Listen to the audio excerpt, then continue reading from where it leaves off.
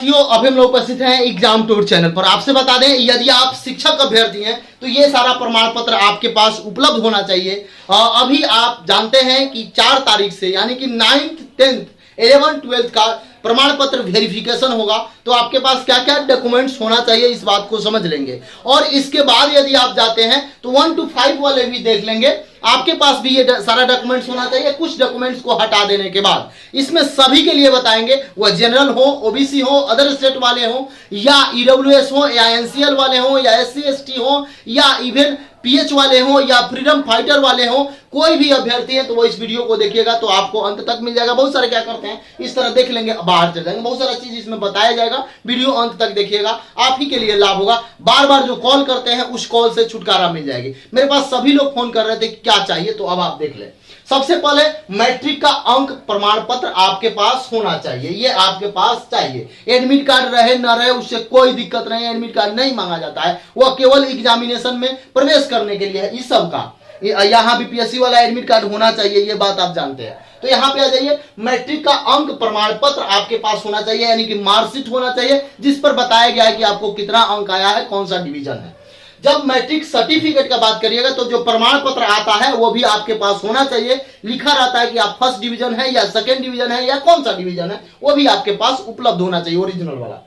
फिर इंटर में आते हैं तो अंक प्रमाण पत्र यानी कि मार्कशीट जो आता है वह आपके पास होगा। उसके बाद 1-2 साल बाद जो आता है इंटर का सर्टिफिकेट प्रमाण पत्र, वह आपके पास होना चाहिए। स्नातक में आते हैं तो आप भी जानते हैं कि 3 साल का अलग अलग निकलता है, 1 साल का, फिर 2 साल का, फिर अंतिम साल का। अंतिम साल वाला में तीनों कंबाइंड होता है, तो आपके पास कंबाइंड है तो भी ले जा सकते हैं, लेकिन तीनों लेकर जाइएगा तो आपके लिए बेनिफिशियल होगा। कहीं मांग दिया जाए तो आप ग्रेजुएशन वाला भी ले लेंगे, यानी तीनों पार्ट का अलग अलग भी ले लेंगे, और एक जो सम्मिलित आता है 2 पार्ट के अलावा उसको भी ले लेंगे। यानी कि स्नातक में अंक मार्कशीट आपके पास हो, स्नातक का सर्टिफिकेट यदि नहीं है तो आप प्रोविजनल से भी काम चला सकते हैं, किसी प्रकार का कोई दिक्कत नहीं होगा। यानी कि प्रोविजनल सर्टिफिकेट आपके पास उपलब्ध होंगे, यदि है तो दोनों ले लेंगे, कोई दिक्कत नहीं होगा। आगे आते हैं, यदि आप सीटेट बीटेट एस्टेट का अंक प्रमाण पत्र आपके पास है तो अच्छी बात है, वो भी लेकर जाएंगे। ओरिजिनल होगा, वो भी जिरॉक्स होगा। जिरॉक्स पहले 2 कॉपी करा लेंगे,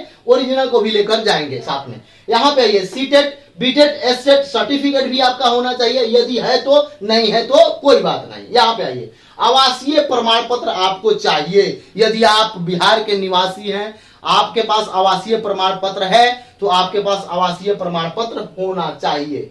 जाति आय निवास भी आपको चाहिए। अब देखिए, बहुत सारे लोग कहते हैं कि आवासीय प्रमाण पत्र में 1 साल पुराना भी चलेगा, जाति आय निवास में जाति में 1 साल पुराना भी चलता है। यानी कि जाति चेंज नहीं होता है, आपका आवास जब तक चेंज नहीं होता है तब तक वह चलता है, किसी भी प्रकार का कोई दिक्कत नहीं होता है। ये गाइडलाइन है, ये भी आप जानते हैं। लेकिन ईडब्ल्यूएस एनसीएल प्रमाण पत्र जो होता है ब्लॉक लेवल तक चाहिए, 1 साल का होना चाहिए। क्या क्या?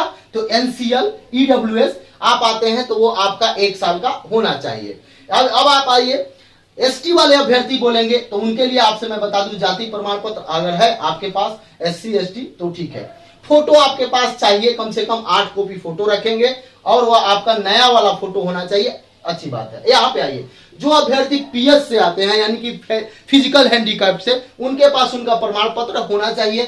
यदि आपका पीएमसीएच से है, आईजीएमएस से है तो भी अच्छा है। यदि जो आप अपना फॉर्म अप्लाई करते समय डाले हैं उसको भी आप लेकर जा सकते हैं, वहां आपको बताया जाएगा। ठीक है, आगे आइए, भूतपूर्व सैनिक जो अभ्यर्थी हैं वो यदि उनको एज में छूट चाहिए तो उसके लिए आपका जो प्रमाण पत्र है वो आपके पास होना चाहिए, तब आपको एज में छूट मिलेगी। आगे आइए, जो स्वतंत्रता सेनानी के नाती पोता नतनी वगैरह हैं उनके लिए जो डीएम से प्रमाण पत्र बनता है वह प्रमाण पत्र आपके पास होना चाहिए, तब आप उसके लिए एलिजिबल होंगे। यानी जिस कैटेगरी में आप आते हैं उतना आपको प्रमाण पत्र होना चाहिए। यदि आप स्वतंत्रता सेनानी हैं फिर भी ये सारा प्रमाण पत्र आपके पास चाहिए।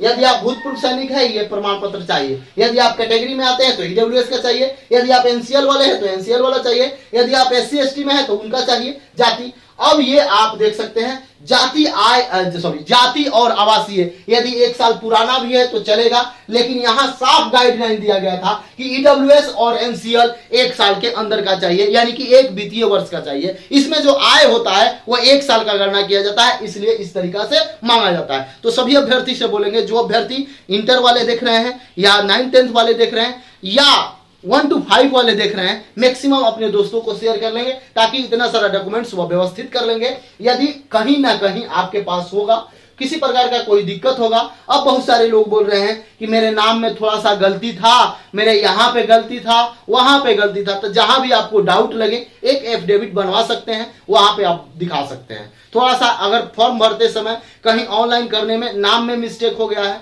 या कहीं पर भी थोड़ा सा गलती हुआ है, एरर हुआ है, तो उसके लिए भी सुधार का मौका दिया गया था। यदि आप सुधार नहीं किए हैं तो भी आप अपना वही एफिडेविट दे सकते हैं, मान्य कर लिया जाता है। मैक्सिमम केसेस में देखा गया। तो ये आपके पास इतना सारा डॉक्यूमेंट्स होना चाहिए। यदि इसके बावजूद भी लगे कि किसी प्रकार का कोई समस्या आपको है, तो आप एग्जाम टूर को कमेंट कीजिएगा।